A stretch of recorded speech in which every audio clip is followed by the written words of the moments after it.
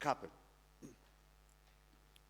U kapen me, nuk janë 50, janë 90 milion, se 80 milion, po s'kanë si. S'kanë si. Tani, e them këtu, prokurori, për mendimin tim, e ka bërë punën e tij. Nuk janë prej guri. Nuk mund të them. Sepse ky i kërcënon. Ky i zhduk.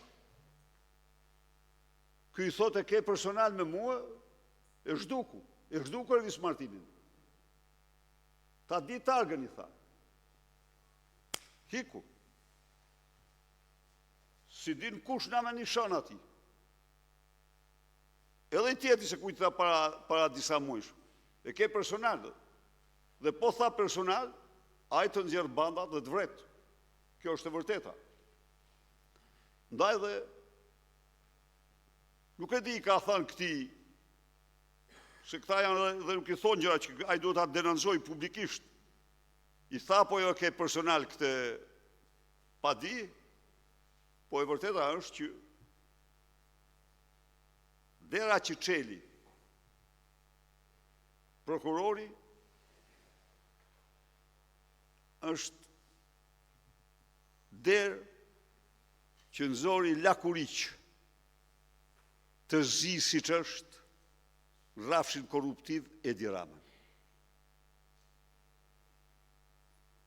Ndaj dhe njerëzit e politikës që duhen të mbajnë të vërtetat, nuk mund të pranojnë kur lubin për të parë në këtë aferë. Jo, nuk është lubi e parë. Nuk është kokë turku, jo.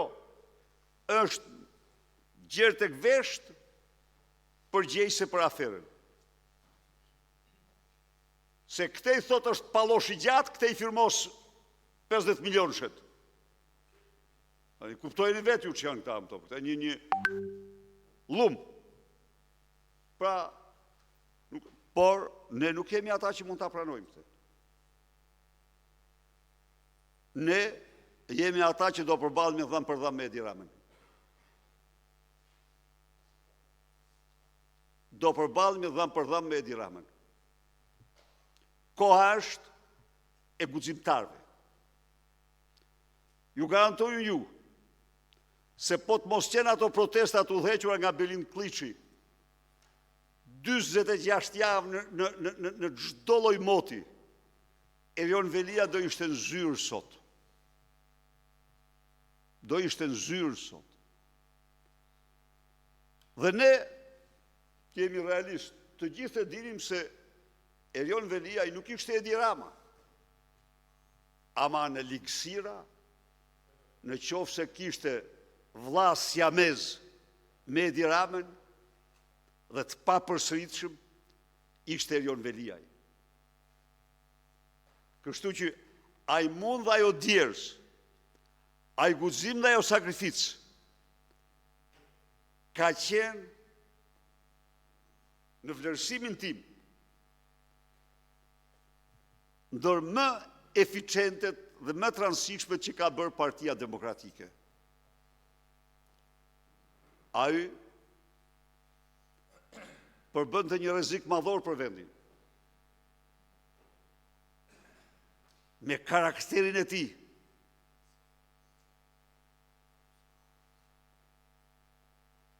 Në çdo aspekt. Me të ne shpëtuam vendin nga gjysma e zezë e Edi Ramës. Gjysma tjetër është me zezë, po nga njëra gjysmë e zezë e Edi Ramës. Po. Po kësaj herë ne nuk bëjmë atë analizë si përpara, jo. Kësaj herë kemi djallin për brysh, ta herë do kapim Edi Ramën. Jo, nuk e pranojmë ne, se e ka lubia që ka fajtori kryesor për tunelin. Jo, nuk është fajtor kryesor. Fajtor kryesor është Edi Rama, pastaj vjen lubia. Çfarë do thotë kjo?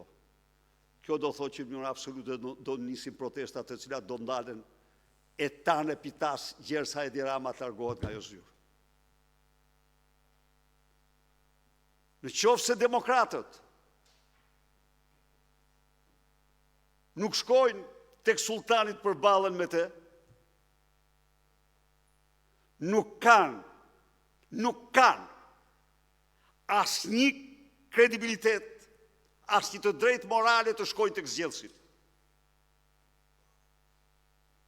Jo.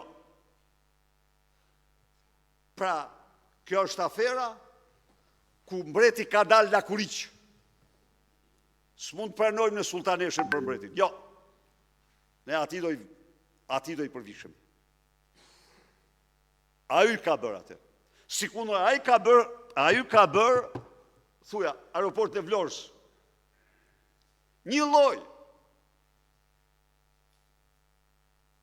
Kjo thjesht një shtithush, se s'do se është të përdor të fjalë që s'duhet thanë, po kjo duke zbatuar porositë e tij, kot.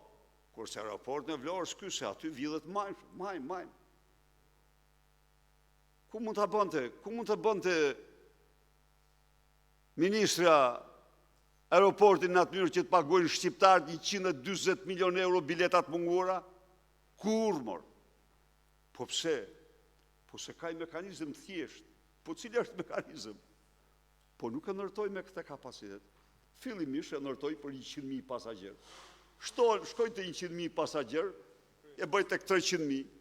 Siç është bërë me aeroportin e Tiranës, që është shtuar 4 herë. Po këti i duhej, kishte gjetë skemin e Edi Rama të villte, dhe prandaj e nxori këtë si aeroporti më i madh i Ballkanit, aeroporti i Vlorës. Vjedhja më e madhe e Ballkanit. Kjo është. Edhe aty do kthehemi. Do kthehemi. Se këto që janë, këtu s'mund thotë Edi Rama. Se më hanë dardhat dhe hanë kumlat. I hanë vetë dardhat, i hanë vetë kumlat, dhe bishtat i hedhë mrapa që çfarë u mbetet për të tjerët.